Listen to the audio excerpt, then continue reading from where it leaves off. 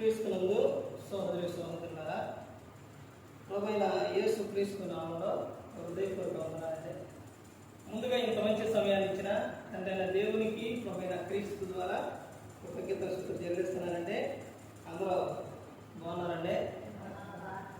వాక్యం చదువుకొని ప్రార్థన చేసుకున్న తర్వాత పాఠంలోకి వెళ్దామండి. మత్తయి గారు రాసిన సువార్త 5వ అధ్యాయం. మత్తయి గారు రాసిన సువార్త 5వ అధ్యాయం 17వ వచనం. ధర్మశాస్త్రములైనను ప్రవక్తల వచనములైనను కొట్టివేయవచ్చునని తలంచవద్దు, నెరవేర్చుటకే కానీ కొట్టివేయటకు నేను రాలేదు. ప్రార్థన చేస్తున్నాను. పరలోకంలో ఉన్న మా తండ్రి, పరిశుద్ధ ప్రేమ గల తండ్రి, గొప్ప తండ్రి, యెహోవా తండ్రి, ఈ ప్రియకుమారుడు యేసు క్రీస్తు ప్రభువు ద్వారా కృతజ్ఞతాస్తుతులు చెల్లిస్తున్నాము నాయన. ఈ ఆరాధన క్రమంలో మీరే నడిపించండి నాయన. మా అందరితో మాట్లాడమని మా ప్రభువైన యేసు క్రీస్తు నామములో వేడుకుంటున్నాము తండ్రి. ఆమేన్. ప్రభువైన యేసు క్రీస్తు నామములో హృదయపూర్వక వందనాలండి. దేవుని కుమారుడు యేసు క్రీస్తు ప్రభువారు ఈ లోకానికి వచ్చిన తర్వాత పరలోక రాజ్యం సమీపిస్తుంది కనుక మారు మనసు పొందమని ప్రకటింప మొదలుపెట్టారు. యేసు క్రీస్తు ప్రభువారు ఈ లోకానికి, యేసు క్రీస్తు ప్రభువారు అంశం పాట పేరు కూడా అదేనండి. యేసు క్రీస్తు ఈ లోకానికి ఎందుకు వచ్చారు? యేసు క్రీస్తు ప్రభువారు ఈ లోకానికి ఎందుకు వచ్చారు? ఈ సందర్భం ఎప్పుడు చెబుతారంటే, యేసు క్రీస్తు ప్రభువారు ఎప్పుడు వచ్చారు ఈ లోకానికి అని ఎప్పుడు చెబుతారంటే, ఈ విషయం క్రీస్తు పుట్టిన క్రిస్మస్ నాడు కానీ జనవరి నాడు కానీ అప్పుడు ఈ సందర్భాలు చెబుతుంటారు. యేసుక్రీస్తు ప్రభువారు ఈ లోకానికి ఎందుకు వచ్చారు? ప్రతి ఒక్కరూ కూడా ఈ భూమి మీద తెలుసుకోవాల్సిన విషయం ఏంటంటే క్రీస్తుని గురించే తెలుసుకోవాలి. మిగతా విషయాలన్నీ కూడా వాటంతటా అవన్నీ ఏంటంటే అలా క్రమక్రమంగా వస్తాయి. అంటే ఒక విషయం ఏంటంటే, కూరగాయలు కొనడానికి వెళ్ళినప్పుడు షాప్ కాడికి వెళ్ళి ఏమీ కొనకుండా, కూరగాయలు ఏమి కొనకుండా మాకు పసర ఏమంటే వేస్తారా? వేయరు. కొన్ని కూరగాయలు కొన్న తర్వాత కొన్ని పసర ఏమంటే వేస్తారు. అలాగే క్రీస్తుని తెలుసుకోకుండా మిగతా విషయాలన్నీ కూడా రావాలంటే కుదరదు, రావు. అసలు ముందు క్రీస్తుని తెలుసుకున్న తర్వాతే ఇవన్నీ కూడా వస్తాయి అన్నమాట. నా చదవబడిన వచనాల్లోనే దేవుడు పిల్లల్నేమి పెద్దలనేమి అందరినీ దేవుడు ఏం చేస్తారు? ఆశీర్వదిస్తారు. ఆయన యందు భయభక్తులు గల వారిని, పిల్లల్నేంటి పెద్దలనేది అందరినీ ఆశీర్వదిస్తారు. ఆ ఆశీర్వాదం అనేది ఎలా వస్తుంది అని అంటే, బైబిల్ గ్రంథంలో చెబుతున్న విషయాలు 128వ కీర్తన చదివితే, యెహోవా యందు భయభక్తులు కలిగి ఆయన త్రోవల యందు నడుచు వారందరూ ధన్యులు. అక్కడి నుంచి చెబుతారు ఎలాంటి ఆశీర్వాదం ఉందని చెబుతారు. అలాగే ప్రతి ఒక్కరూ కూడా ఈ భూమి మీద తండ్రి అయిన దేవుని పట్ల ఏం కలిగి ఉండాలి అని అంటే భయం ఉండాలి, భక్తి ఉండాలి.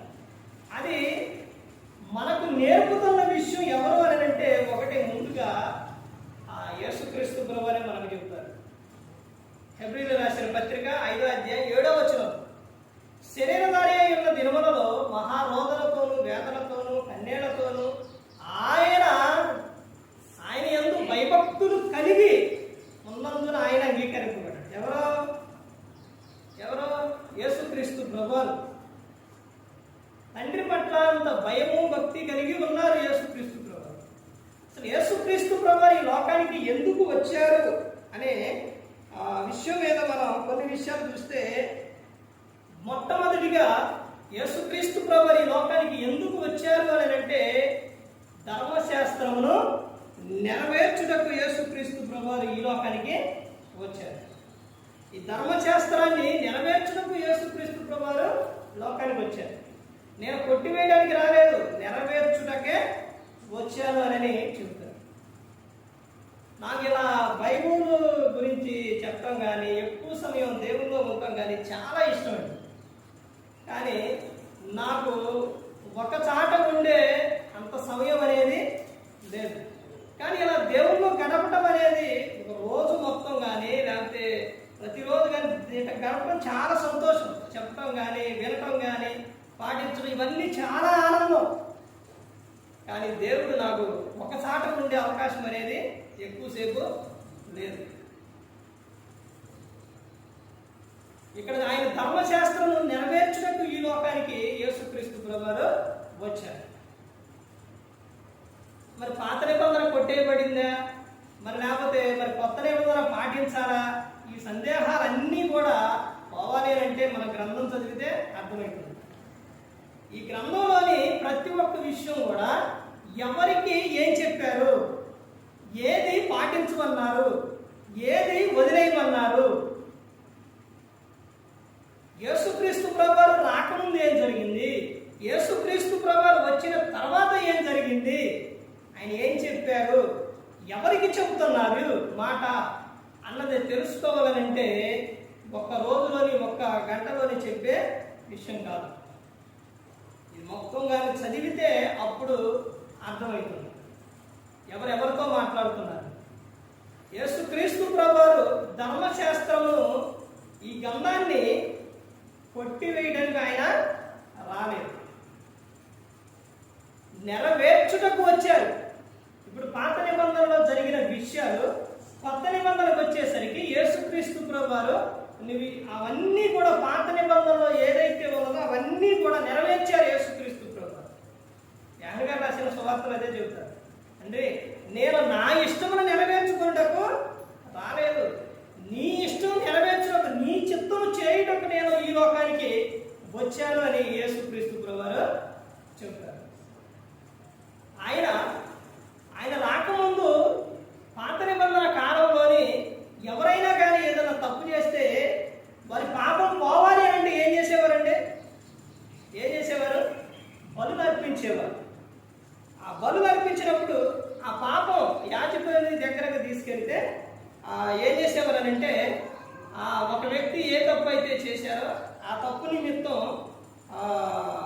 కొన్ని ఎడ్ల కానీ మేకలు కానీ వేమన పావురాలు ఇవన్నీ తీసుకెళ్ళినప్పుడు వాటిని బలిస్తే ఇదిగో నీ పాపం పోయింది అని చెప్పేవారు.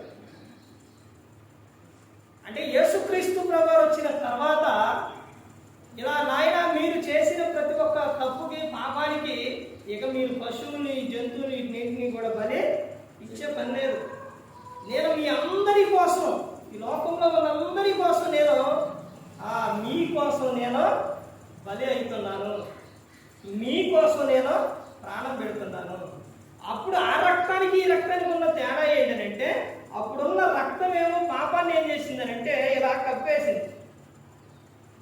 అప్పుడు పాత నిబంధనలో ఉన్న ఆ రక్తం ఏం చేసిందంటే ఎడ్ల మేక పాపాన్ని ఇలా కప్పేసింది. ఇప్పుడు ఇలా తీస్తే ఏమవుతుంది? మళ్ళీ బయటకు వస్తుంది. అని యేసుక్రీస్తు ప్రభువారు ఆయన చిందించిన రక్తం, ఆ రక్తం ద్వారా పాపం ఏమైంది అంటే పూర్తిగా కడగబడింది, పోయింది. మనిషి ఇక లోకానికి బానిసయ్యే పని లేదు, ఇక బాధపడే పని లేదు, ఇక అందరి కోసం ఆయన ప్రాణాన్ని పెట్టారు. ఇప్పుడు ధర్మశాస్త్రాన్ని నెరవేర్చారా? లేదండి, నెరవేర్చారు యేసుక్రీస్తు ప్రభువారు.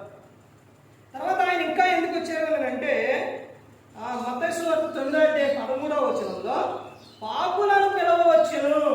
యేసుక్రీస్తు ప్రభువారు ఎందుకు వచ్చారంటే పాపులను పిలవచ్చారు. ఎవరైతే పాపంలో జీవిస్తున్నారో వారిని పిలవచ్చారు యేసుక్రీస్తు ప్రభువారు.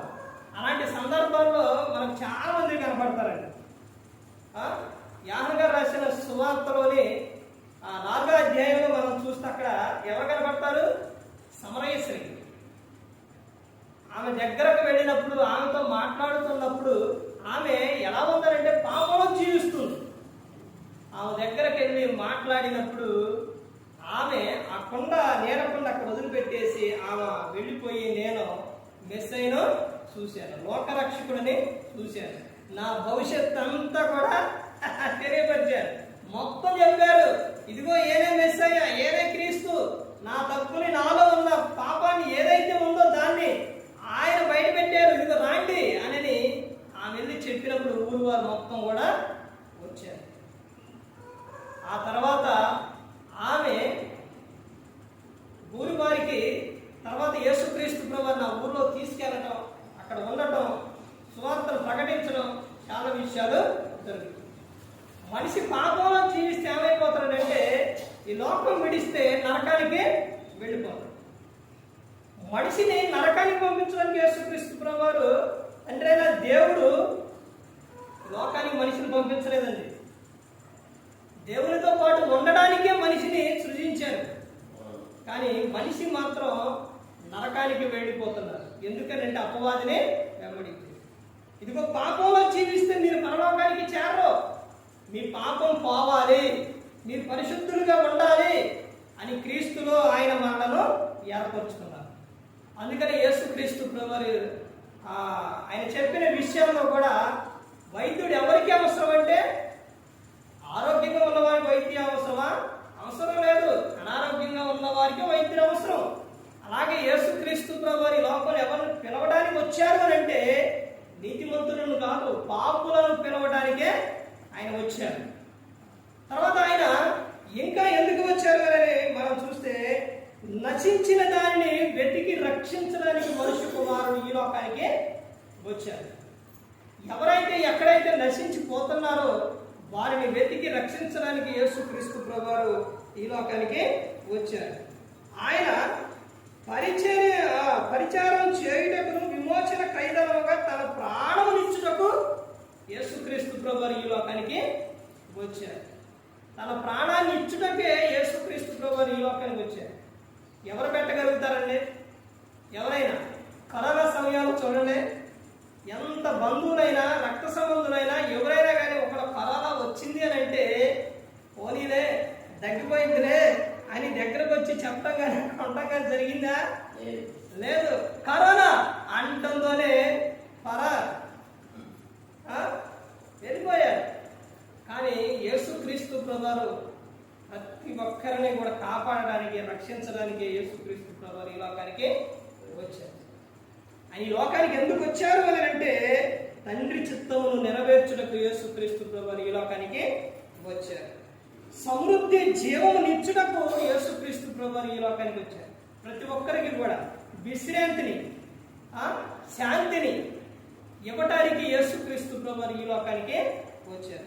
ఆయన ఇంకా దేనికి వచ్చారు అని అంటే యేసుక్రీస్తు ప్రభువారు సత్యమును గూర్చి సాక్ష్యం ఇవ్వడానికి యేసుక్రీస్తు ప్రభువారు వచ్చారు.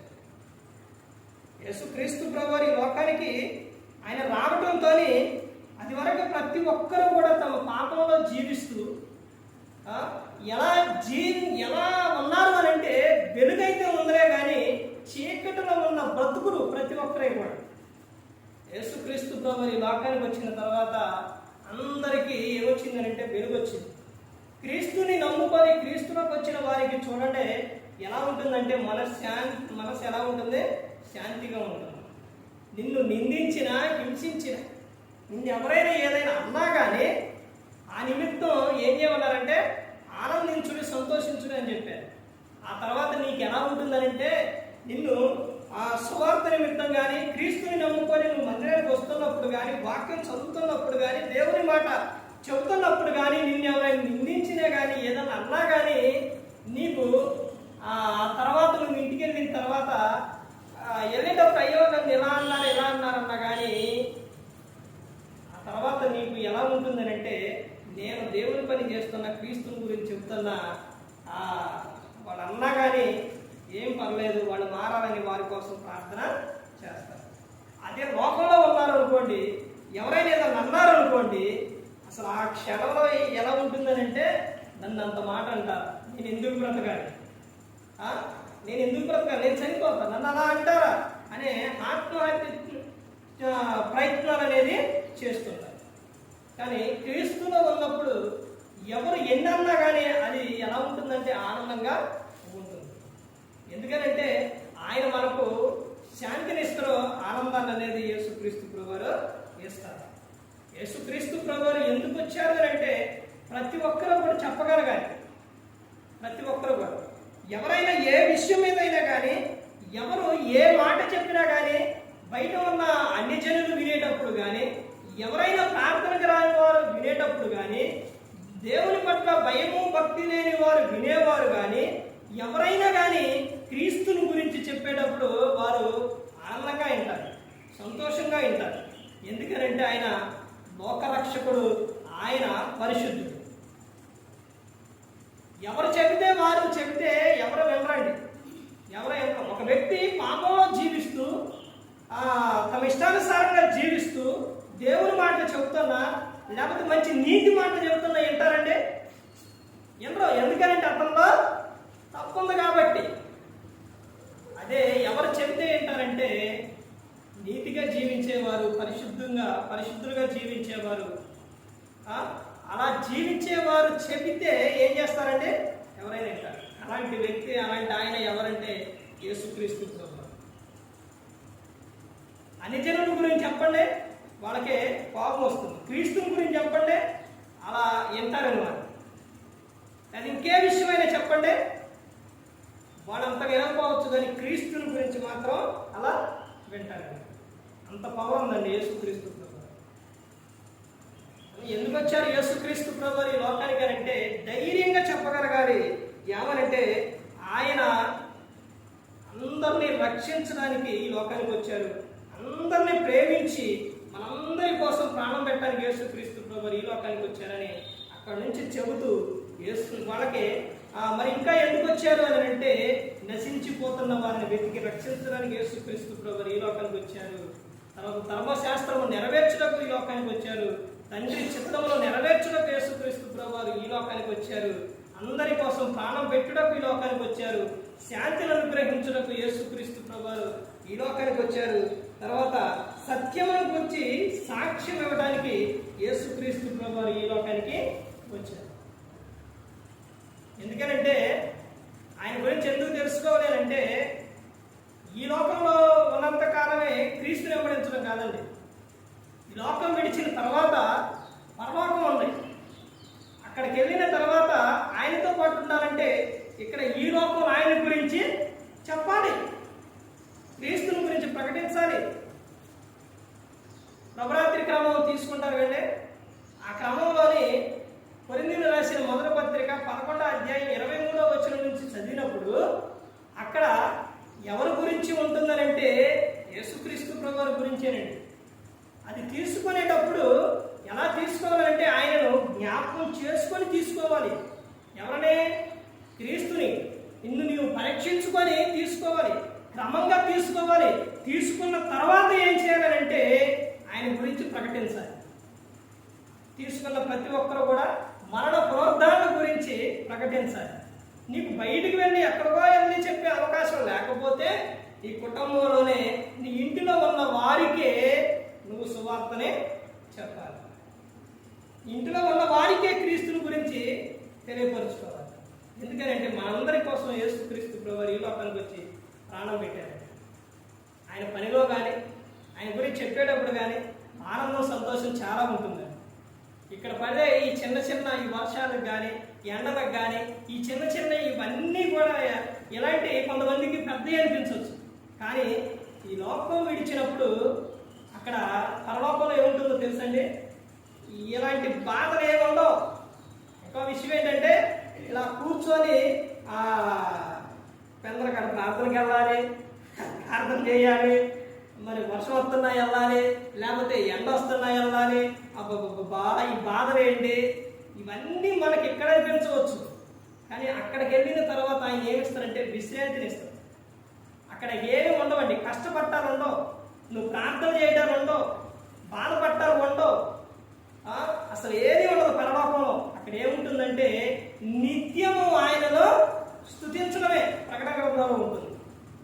పరిశుద్ధుడు పరిశుద్ధుడని ప్రతి గానాలు అక్కడ చేయడమే. మామగారు ఎప్పుడు ప్రకటన గ్రంథం ఎక్కువ చదివేది. 66 పుస్తకాలు 65 పుస్తకాలు ఇక్కడ జరిగినాయి, ఈ లోకంలో జరిగినాయి. ప్రకటన గ్రంథం జరగల. ఇంకా ప్రకటన గ్రంథం పరలోక సంబంధమైనది. అంటే అక్కడ ఎలా ఉంటుంది, అసలు ఆయన పవర్ ఏంటి, క్రీస్తు పవర్ ఏంటి, అపవాదిని దేవుడు ఎప్పుడు బంధిస్తావు, ఎన్నాళ్ళు బంధిస్తావు, దాన్ని ఎప్పుడు విడిచిపెడతావు, ఏం జరిగింది, మన పరిస్థితి ఎలా ఉంటుంది అన్నది ప్రకటన గ్రంథంలో ఉంటుందండి. ప్రకటన గ్రంథం ఆది కాండంలోనే సృష్టిని చేయటం, ఆ తర్వాత అక్కడ నుంచి అది స్టార్టింగ్ అవుతుంది. తర్వాత ప్రకటన గ్రంథంలో ఏమవుతుందంటే ఈ సృష్టి మొత్తం అయిపోయిన తర్వాత ఏం జరిగింది అన్నది అక్కడ ఉంటుంది. ఇన్ని విషయాలు విషయాలు చెప్పిన దేవుడు ప్రకటన గ్రంథం చివరి అధ్యాయానికి వచ్చేసరికి ఏమని చెబుతారో తెలుసండి?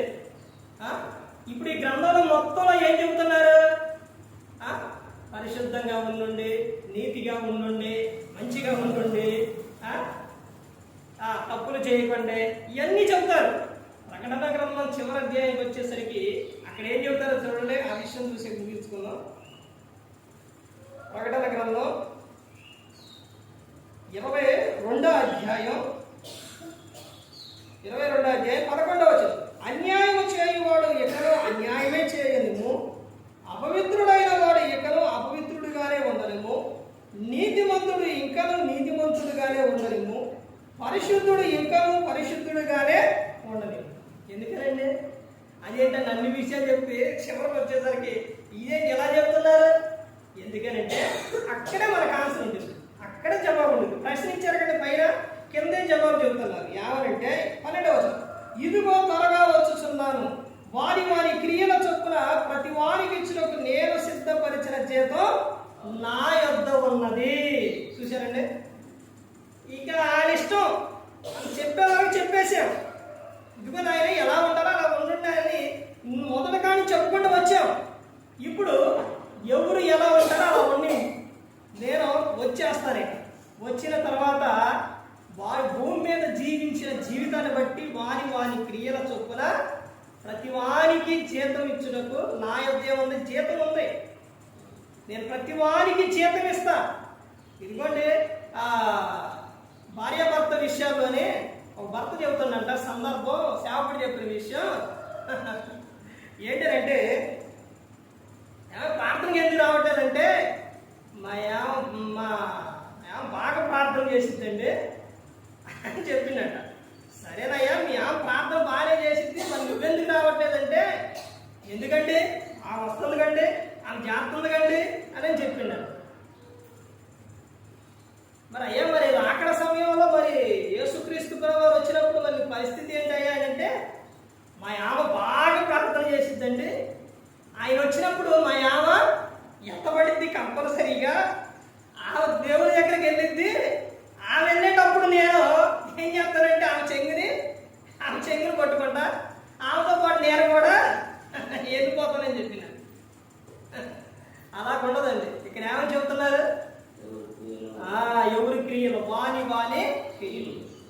భార్య భార్యే, భర్త భర్తే, పిల్లల పిల్లయే, ఎవరి వాళ్ళకే క్రియలు. వాని క్రియల చొప్పున ప్రతి వానికి ఇస్తాం. ఇదిగో మీ ఆయన చేసిండమ్మా నువ్వు తీసుకో, ఇంకో నువ్వు చేసిన మీ ఆయనదే అనేది ఎవడో జీతాలు. వాని క్రియలు ఎవరి వారికే జీతం అనేది ఉంటుంది.